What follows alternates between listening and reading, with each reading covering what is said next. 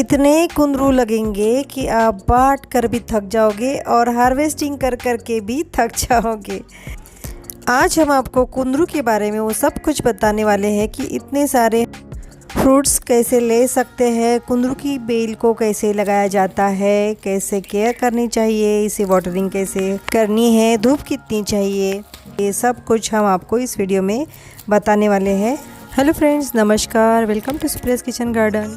कुंदरू तो काफ़ी सारे लगते हैं, मैं साल भर इसे हार्वेस्टिंग करती रहती हूँ, आपको दिखाती भी हूँ और केयरिंग टिप्स भी मैंने कई बार बताई है।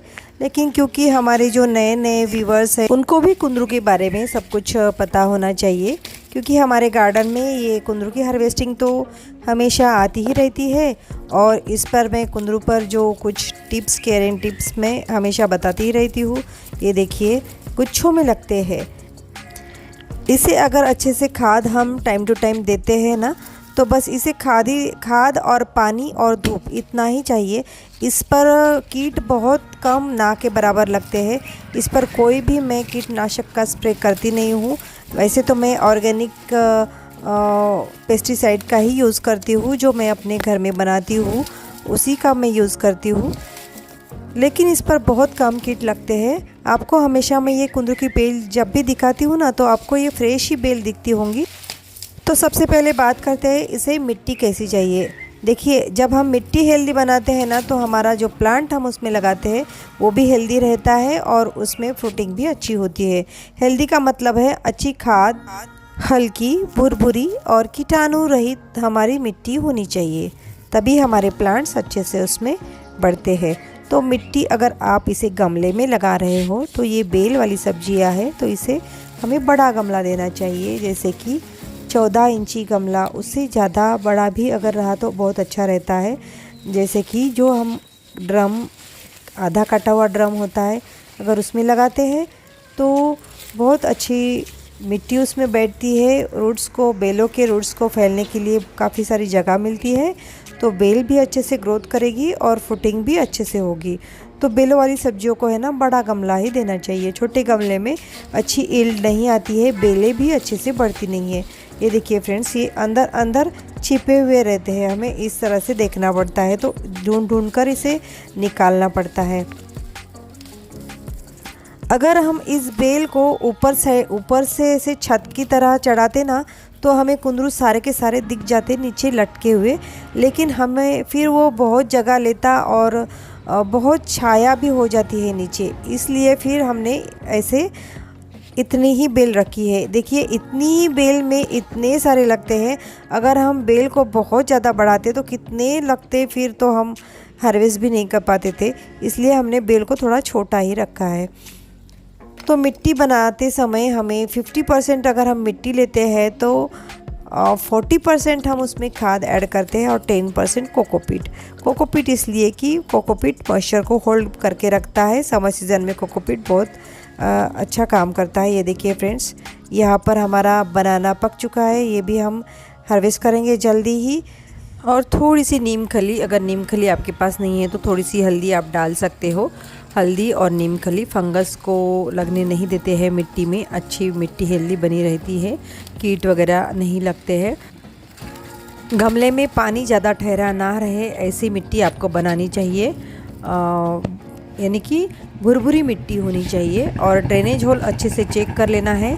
और ये देखिए, हमारे सबसे ऊपर वाले टेरेस पर अभी पपीता काफ़ी ज़्यादा लग चुके हैं और काफ़ी ज़्यादा पक भी चुके हैं, तो हमें वो भी हार्वेस्ट करने पड़ेंगे। और नीचे वाले गार्डन में भी देखिए पपीते काफ़ी सारे लगे हैं, वो भी हम जल्दी हार्वेस्ट करने वाले हैं।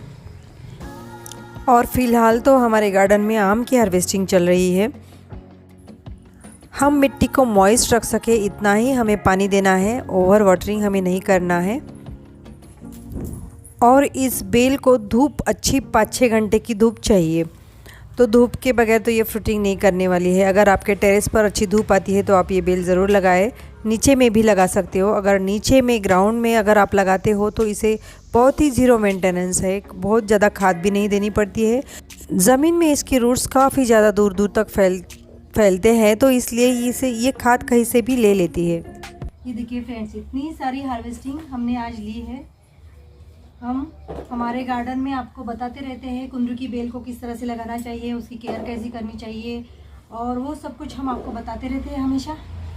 आप भी इसी तरह की हार्वेस्टिंग ले सकते हो ऑर्गेनिक गार्डनिंग करके। और ये बहुत ही आसान है, कम मेंटेनेंस वाली, जीरो मेंटेनेंस वाली ये बेल है। ये बहुत ही कम टाइम में फ्रूटिंग करती है और बहुत जल्दी जल्दी फ्रूटिंग देती रहती है। हमेशा पूरे साल भर इसमें फ्रूटिंग होती रहती है। आप भी इसी तरह की अगर आप भी ऑर्गेनिक गार्डनिंग करते हो तो ये कुंदरू की बेल ज़रूर लगाएं, उसमें हमेशा फ्रूटिंग होती है। अगर आप मेरे चैनल को देखते होंगे तो मेरे वीडियोस में हमेशा कुंदरू की हार्वेस्टिंग बताती रहती हूँ। तो ये मैंने आपको इसलिए डाल के दिखाया। ये तो लॉन है नीचे में, तो ये डालेंगे तो ये सब्ज़ी ख़राब नहीं होगी, लेकिन मुझे ये आपको दिखाना था। देखिए इतनी सारी ये सब्ज़ी कितने केजी होगी पता नहीं। अभी इसमें से तो कुछ बांट भी दी है मैंने हार्वेस्टिंग करने के बाद। और तो फ्रेंड्स, ये हमारा किचन वेस्ट जो हमारे किचन वेस्ट जो हम कंपोस्ट बनाते हैं ना, उसी का ये रिज़ल्ट है। आप भी की गार्डनिंग कर सकते हो, बहुत ही जीरो मेंटेनेंस में आप इसे लगा सकते हो। ये देखिए इतना सारा हार्वेस्टिंग करते करते मैं बहुत थक चुकी हूँ फ्रेंड्स। ये इतनी सारी हार्वेस्टिंग करने में मुझे पूरा 1 घंटा लगा। और वो बेल, ये जो कुंदरू होते हैं ना, बेल के अंदर अंदर छिपे होते हैं, तो हमें ढूंढ ढूंढ के निकालना पड़ता है। हम हार्वेस्टिंग करते हैं तो बहुत ढूंढ ढूंढ के अगर नहीं निकालते हैं तो ये फ्रूट्स जो हैं वैसे ही वहाँ पर रह जाते हैं। फिर कुंदरू की बेल को लगाना बहुत आसान है, ये कटिंग से बहुत आसानी से लग जाती है। और जैसे ही हम लगाते हैं उसके 6 महीने के बाद ही ये फ्रूटिंग करती है। ये सीड से भी लगती है, लेकिन अगर हम कटिंग से इसे लगाते हैं तो बहुत जल्दी इसके फ्रूट्स मिलते हैं। आपको अगर इसकी बेल लगानी हो तो मैं आपको इसकी कटिंग भी प्रोवाइड कर सकती हूँ। अगर आपको इसके प्लांट्स चाहिए तो प्लांट्स भी प्रोवाइड कर सकती हूँ। ये सारे कुंदरू तो मैं अभी बांटने वाली हूँ फ्रेंड्स, क्योंकि इतने सारे कुंदरू तो मैं नहीं खा पाऊँगी ना। तो ये देखिए फ्रेंड्स, इतनी सारी हार्वेस्टिंग और कुंदरू की। कैसी लगी आपको हार्वेस्टिंग? अगर आपको हार्वेस्टिंग अच्छी लगी है तो वीडियो को लाइक, शेयर और सब्सक्राइब ज़रूर कर दीजिएगा। Thank you. इसी तरह के मैं हार्वेस्टिंग की वीडियोस लाती रहती हूँ, इन्फॉर्मेटिव वीडियोस भी लाती रहती हूँ। अगले वीडियो में हम टेरेस पर टेम्पररी कैरी बनाकर दिखाने वाले हैं। मिलते हैं अगले वीडियो में, तब तक के लिए हैप्पी गार्डनिंग। Thank you.